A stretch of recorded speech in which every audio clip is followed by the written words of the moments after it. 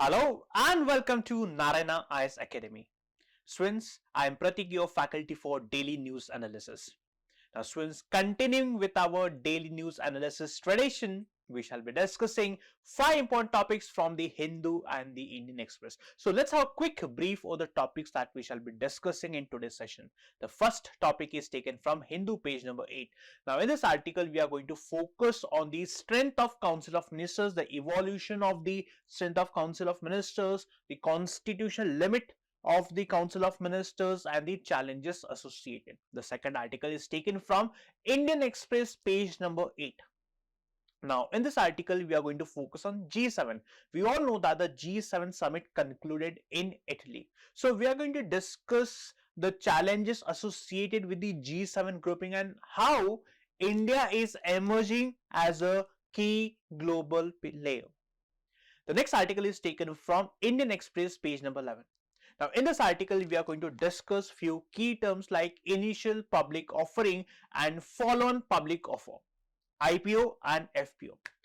The next article, we are going to discuss about the Kafala system, which is taken from Hindu page number 7. Now, this Kafala system is a system that is practiced in the Gulf Cooperation Council, that is GCC countries.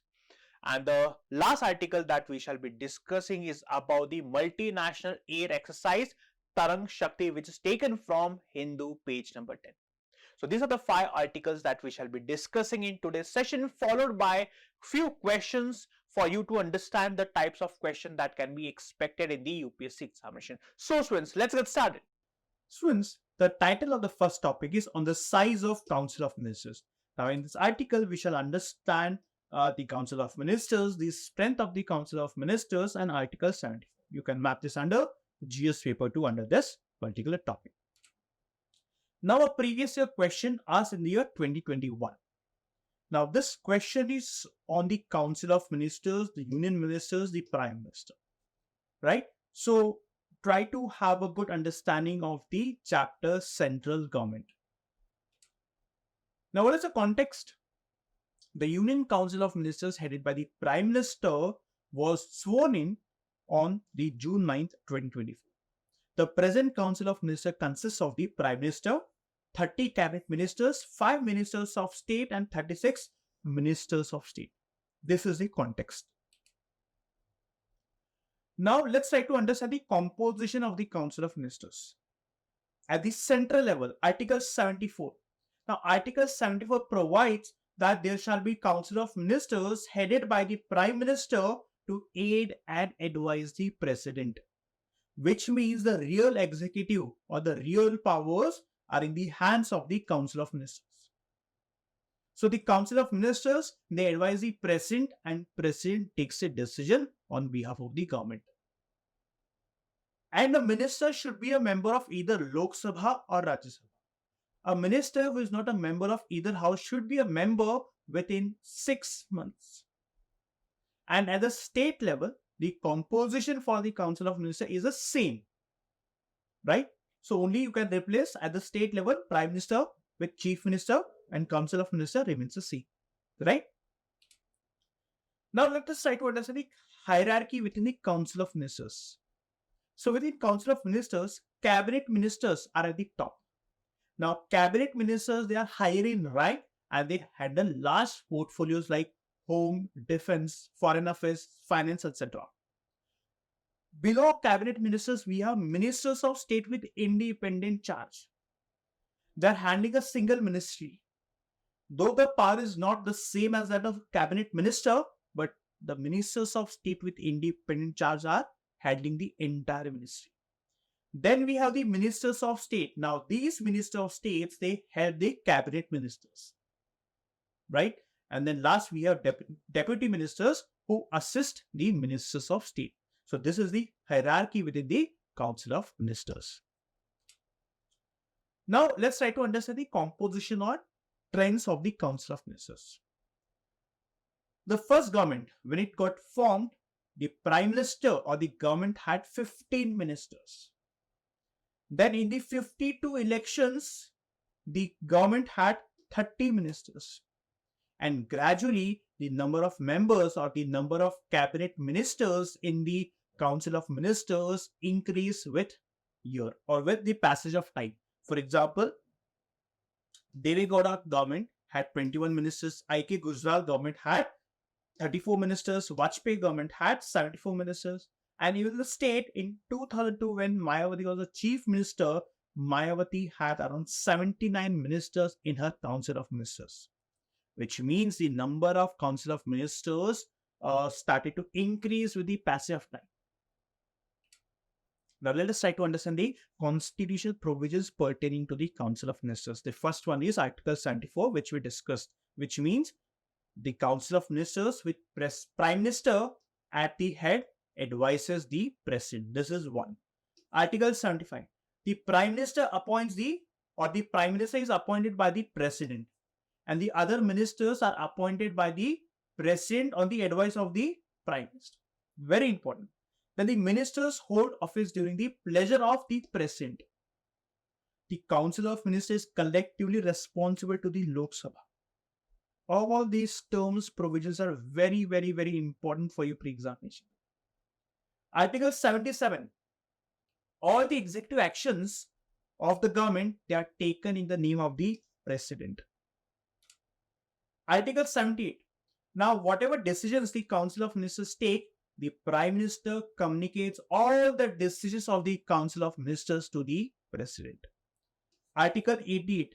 The ministers have the right to speak and participate in the proceedings of either house, be it Lok Sabha or Rajya Sabha, which means a minister who is a member of the Lok Sabha has a right to speak and participate in the proceedings of Rajya Sabha and vice versa. These are the constitutional provisions pertaining to the Council of Ministers. Then we have the constitutional limits. Now, given that the number of ministers in the Council of Ministers kept on increasing with the passage of time, the National Commission to review the working of the Constitution suggested a ceiling of 10% of the total strength of the Lok Sabha or the Legislative Assembly. And finally, the 91st Constitutional Amendment Act, which was drafted or passed in the year 2003, it set a 15% limit, which means the number of ministers cannot exceed 15% of the total strength of the Lok Sabha or the Legislative Assembly. Right? At the central level, there is no minimum requirement of the number of ministers. But at the state level or the smaller state should have at least 12 ministers. Now, talking about the Union Territory of Delhi and Jammu Kashmir, the ministers in the UT of Delhi and Jammu Kashmir would be 10% of the total strength of the assembly. So here you need to understand that for the parliament, right, or at the center and the state level, it is 15% of the total strength of the Lok Sabha and the Legislative Assembly. And for the UTs of Delhi and Jammu and Kashmir, it is 10% of the total strength of the assembly. Very, very important for you to remember. Now, let us try to understand the significance of the Council of Ministers in the parliamentary democracy. The first one is it makes policies. That is, they have a huge role in setting the policy priorities for the government, which means they are the ones who suggest or advise the government with respect to policy making. Let's say, for example, the government has to abrogate Article 370, or let's say the government has to draft Uniform Civil Code Bill. So they are the ones who set the policy. They are the ones who take the decisions. All these strategic decisions of the government, the Council of Ministers headed by the Prime Minister take it. The next, implementation. Now, once they make a plan, they also ensure that they are implementing the policies they have drafted. For example, they ensure that the resources are allocated. Then they supervise the work of all the government departments under different ministries. They also monitor the progress of the decisions that they have taken. Now, when it comes to resource allocation, they ensure that the resources are allocated to different sectors and departments so that they ensure that all the ministries and departments have required or adequate funds. The next is leadership. The Council of Ministers, they provide leadership to the government. The Council of Ministers, as we know, is headed by the Prime Minister and they provide leadership to the government. Then accountability. Now, the Council of Ministers, they're accountable to the Parliament, which means whichever decisions they they need to get it approved from the parliament. For example, let's say they have to make a non-uniform civil code. So they need to bring the proposal before the parliament. There will be a debate. They need to answer the questions from the opposition political parties, which means for whichever actions or decisions they take, they're responsible. But there are some issues with the composition. For example, we know that there's a limit of 15% of the total strength of the assembly. But now, in order to circumvent the limit posed by the constitution, the state governments are appointing parliamentary secretaries. Now, who are parliamentary secretaries? They are the members of either parliament or the state legislature. They are appointed to help the ministers. So here you see that parliamentary secretaries are being appointed. Why? So as to circumvent, find a way to escape the 15% limit. Now here the High Courts and Supreme Court have questioned the appointment of parliamentary secretaries. Why? Because it violates the maximum limit on the Council of Ministers, right? The next issue is with respect to inconsistencies in smaller states and union territories. For example, states like Sikkim, Goa, and northeastern states have minimum 12 members, but their population is really very less. If you compare that with the UT of Delhi and Jammu and Kashmir, Delhi has 7 ministers and J&K has 9 ministers. Now, considering the population of Delhi and Jammu and Kashmir, this number is less, which means the 10% limit on the UT of Delhi and Jammu and Kashmir needs to be reconsidered again. Which means we know that the strength of the Council of Ministers has evolved with the passage of time, right? But the 91st Constitutional Amendment Act was very, very important to put a brake on the number of ministers in the government. It is very important that the issues in the Council of Ministers need to be weeded out. For example, with respect to parliamentary secretaries and the 10% limit on the UT of Delhi and Jammu and Kashmir, right? I hope since you understood the topic on Council of Ministers, especially regarding the composition of Council of Ministers. Students, the title of the next topic is a fitting frame, right? In this article, we need to understand about this institution called G7. You can map this under GS paper 2. And this was a question asked in the year 2021. So please go through the question and try to understand the type of questions that can be expected in the UPSC examination. Now, what is the context? We know that recently G7 summit was concluded in Italy. Now, this summit in Italy highlighted the significant shifts in the political landscapes in Europe and North America. It also showcases how India is emerging as a global player. So, in this article, we'll try to understand the geopolitical dynamics involved and how G7 is trying to address these issues, right? First and foremost, let's try to understand what is G7. G7 is nothing but it's a platform. It's an intergovernmental organization, which means the governments of different countries come and participate in the summit. This G7 was established in the year 1975. So G7 is nothing but it's a platform for the world's leading advanced economies.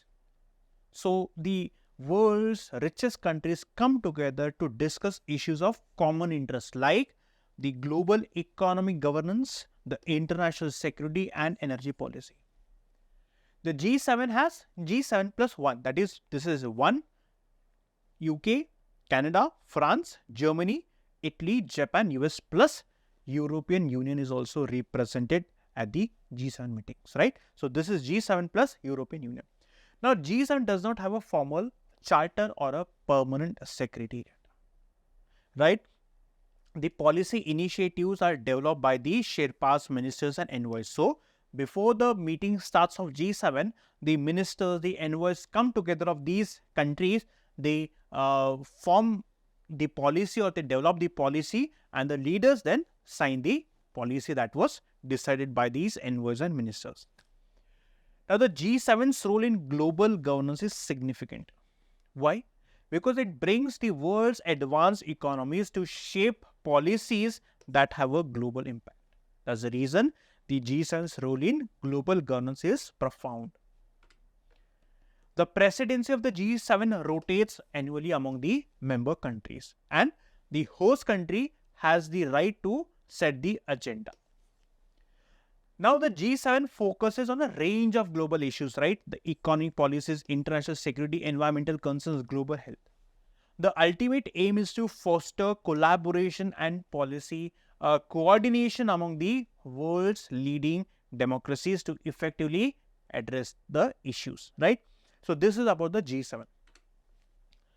Now, the G7 summit's characterization. For example, the Western commentators have been very critical of the current G7 leadership. They are trying to compare, or they are trying to link it with the Snow White and the Seven Dwarfs, which means the analysts in Europe and America are not happy with the current leadership, and this reflects a broader dissatisfaction with the current leadership. It also showcases or reflects the divisions that the Western countries have. Now, as I told you that the American and European analysts, they are highlighting the Western countries' growing weakness and internal divisions. At the same time, what we see is India rising as a major economic and global player. Why? Because India's GDP is expected to surpass Japan's and Germany's in few years, which means apart from United States, India's economy will be the second highest. And given that there are tensions from China, given that there's a need to restructure the global economic order, and given that the USA is forced to focus on the South China Sea or the Indian Ocean to prevent the growth of China, it is important that we strengthen the new security or strategic partnership between India and the West. So, in this context, let us try to understand key achievements of the G7 summits. As I told you, over the decades, that is since 1975, the G7's agenda has significantly expanded beyond its initial focus on economic issues. As I told you, initially it used to focus only on economic issues, but now it is also focusing on other issues. For example, trade. It ensures that the free trade is practiced. At the same time, it also addresses trade imbalances. Then it also looks after these security issues. For example, issues which is affecting the security of the world, like terrorism and geopolitical conflicts. It also addresses issues relating to climate change.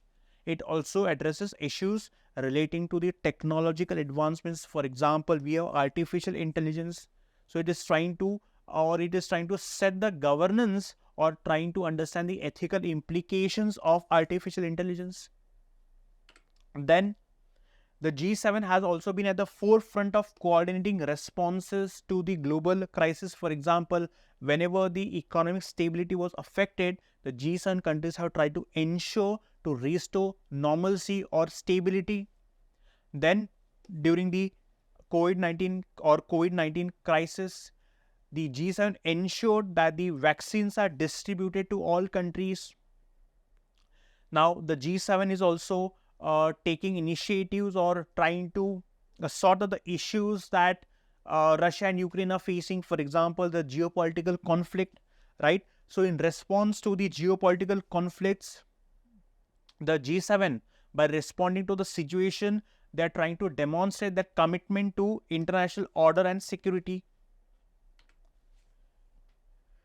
Then innovations in governance. As I told you, with respect to artificial intelligence process, the G7's proactive approach to emerging technological challenges, especially in the realm of artificial intelligence. It's trying to understand the ethical standards or implications of artificial intelligence. It is also trying to look after environmental initiatives, that is developing sustainable technologies which can reduce the carbon emissions. So these are some of the achievements of G7.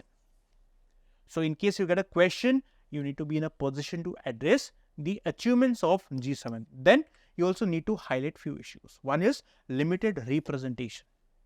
Now, at one point of time, G7 was representing 50% of global GDP, but now it's reduced to just 30% or less than 30%. Now, the representation in the G7 is limited. Why? Because the other countries are not a part of G7. At the same time, the G7 is also criticized for having a Western bias. right? Now the decrease of the global GDP, right, can also be attributed to the rise of the new economies. For example, we have alliances like BRICS. So the decrease of the global GDP of the G7 countries can also be attributed to the growth of the other countries or emerging economies like Russia, India, China, South Africa, Brazil, right? Now, the G7 economies or these 7 countries are facing economic issues. Slow growth, rising inequality, aging populations. For example, Italy is facing high public debt and slow economic growth. Japan is facing significant demographic challenges due to its aging population. Then there are geopolitical tensions, and in response to geopolitical tensions, there are divergent geopolitical priorities. For example, United States wants to focus on China, wants to restrict the growth of China. Europe wants to focus on the region. Europe wants to resolve the issue that Russians and the Ukrainians are facing. So here we get to see divergent geopolitical priorities. Then rise of China. We know that China's rise as a economic and political power is challenging the influence of G7. Especially the China's ambitious initiative, Belt and Road Initiative, is actually creating debt trap-like situation. It is trapping the countries in debt like that happened with Sri Lanka and Pakistan. And that's the reason G7 have come up with alternate investment program like the Partnership for Global Infrastructure and Investment. So in a nutshell, we know that G7 is no doubt is important, but the relevance is being questioned. And to douse the aspersions or doubts on G7, the G7 countries have to be inclusive. They have to have a holistic approach so that they are in a position to resolve or solve the global issues that is afflicting the world. And given India's position at the G7, India has to ensure that we need to strengthen our strategic cooperation with the Western countries so as to provide solution to the global issues. I hope students you understood the article. Students, the title of the next topic is IPO FPO rush. 56 companies plan to raise 90,000 crore. So in this article, it is important to understand what is IPO and FPO, right? So you can map this under GS paper 3. A previous question was asked in the 2021. So please go through the question and try to understand the type of question that can be expected so that it helps you in reading the newspaper and understanding which topics can be important for the UPSC examination.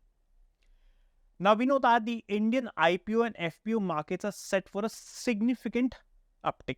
Why? Because of the strong domestic economy and the strong or robust retail investor participation, right?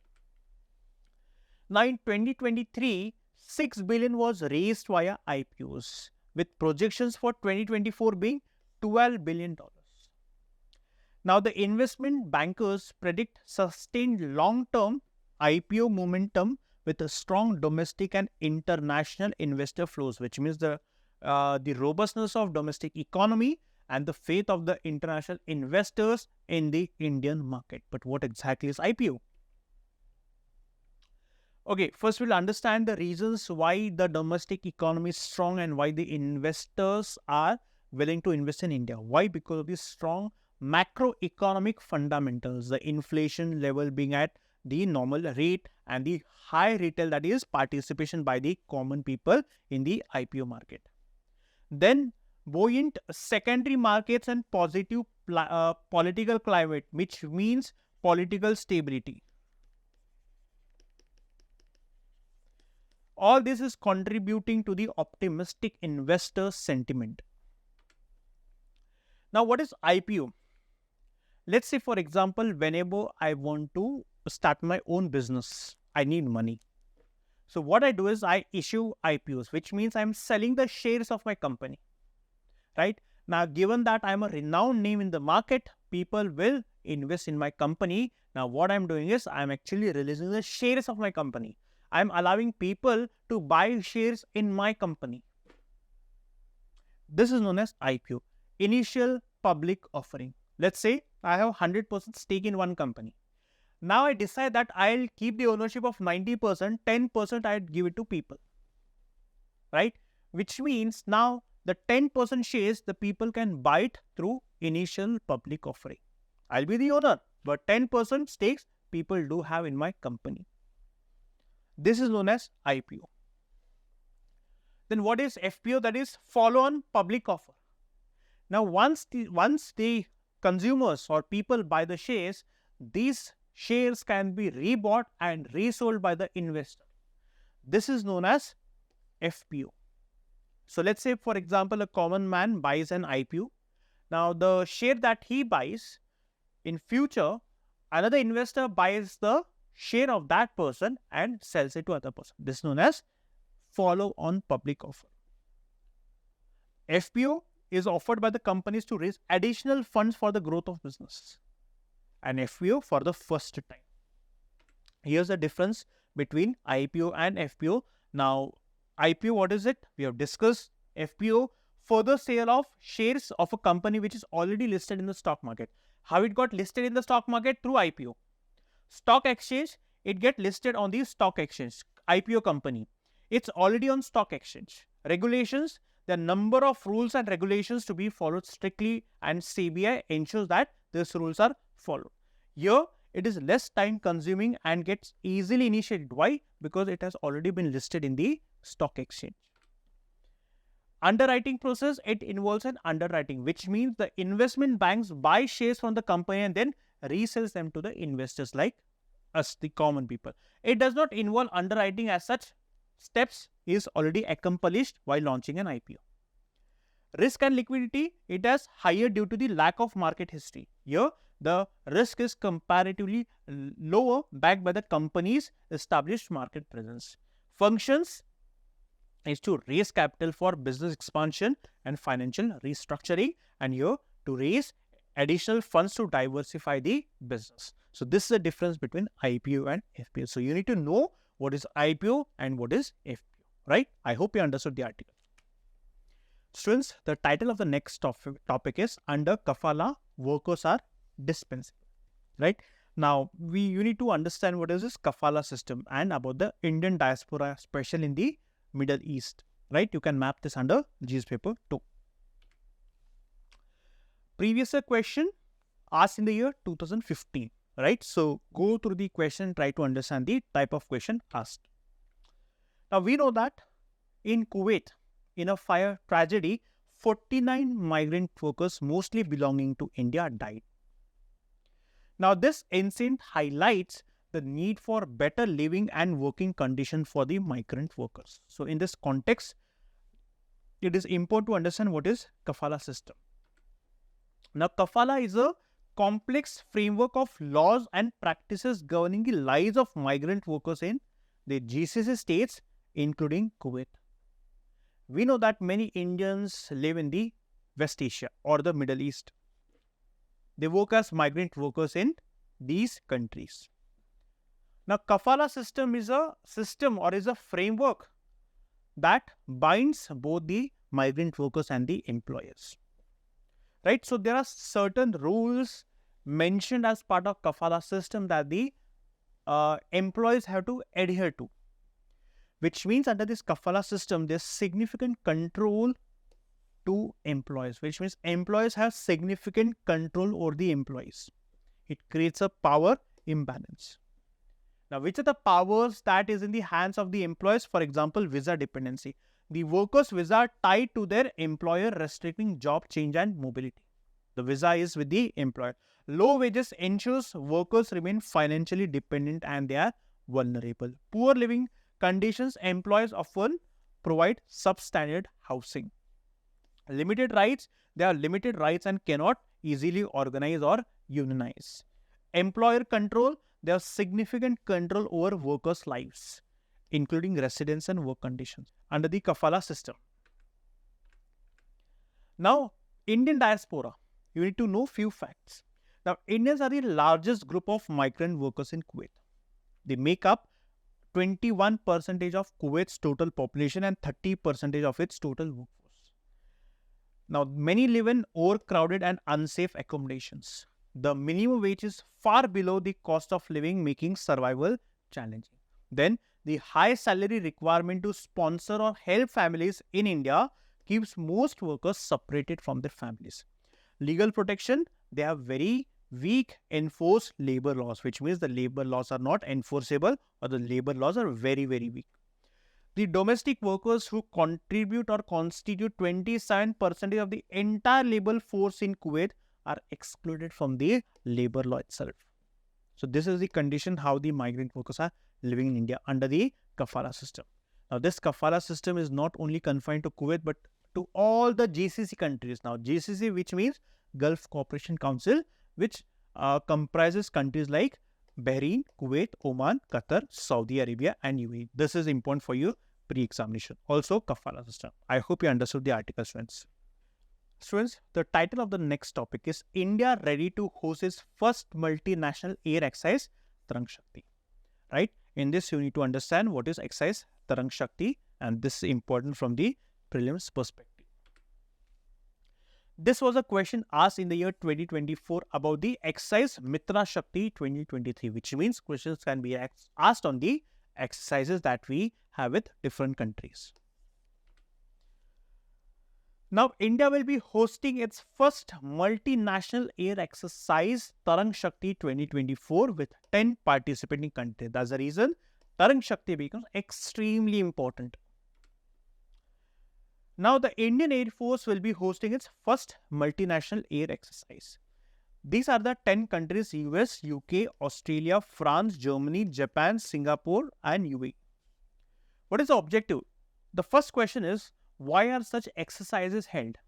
Let's try to understand with the help of an example. Let's imagine that we are waging a war with China.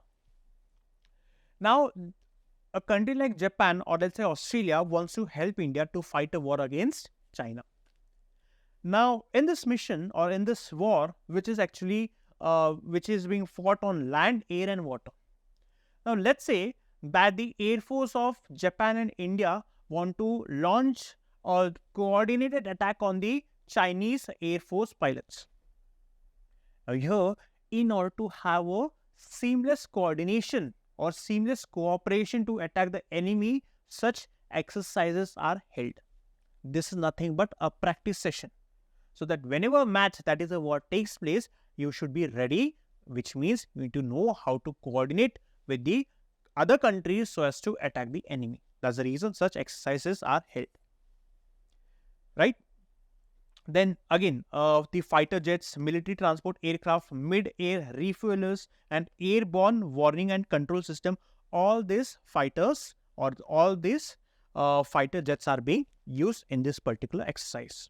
Now, these are the other exercise. For example, exercise Garuda we have with France, Cope India with US, Desert Night with France, and this is joint air exercise, and this exercise Pitch Black, this is with Australia. So these are the different types of air exercises. I hope students you understood the article. Students, now it is the time to discuss prelims and mains practice questions. So let's get started. Question number 1. Which of the following statements about the Council of Ministers is incorrect? First is the Prime Minister is appointed by the President. Yes, this is correct.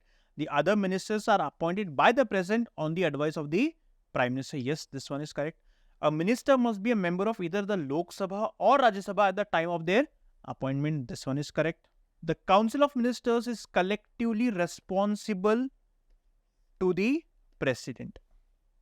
The Council of Ministers is collectively responsible to the Lok Sabha. Right? And so this is the reason the fourth statement is incorrect. Now the third statement, a minister must be a member of either the Lok Sabha or Rajya at the time of their appointment. See, at the time of the appointment, even if the minister is not a member, it's fine. But within 6 months, he has to be a member of either Lok Sabha or Rajya Sabha, which means at the time of their appointment, even if he's not a member, that's fine. Okay, which one is incorrect? So 3 and 4 are incorrect. That's the reason reading question is very, very important. So C is the correct answer. Then with reference to stock market mechanism. Now the IPO is a stock market mechanism where shares are made available by the company for the public in the share market for the first time. Yes, this is what we discussed about the IPO. IPO generally involves lesser risk. No, they involve more risk than the FPO. Incorrect. Unlike FPO, IPO generally does not require wrong. It requires underwriting. This one is incorrect, which means our correct first option is the correct answer. Next one. Which of the following statement is incorrect with regards to underwriting used in the stock market? Now, underwriting in the sector markets, underwriting involves determining the risk and price of a particular security. Yes, this one is correct. It is most commonly used during FPO. Wrong. This is most commonly used during the IPO, not during FPO, which means option B seems to be the incorrect. No need to read the third and the fourth. Option B is the correct answer. The Kafala system. The Kafala system ties migrant workers' work and residence visa to their employers, limiting their mobility in GS. Employers in Kuwait are required by law to provide suitable housing or an allowance for housing. Wrong. Then migrant workers in Kuwait have strong legal protections and can easily organize or union. Wrong. This one is wrong.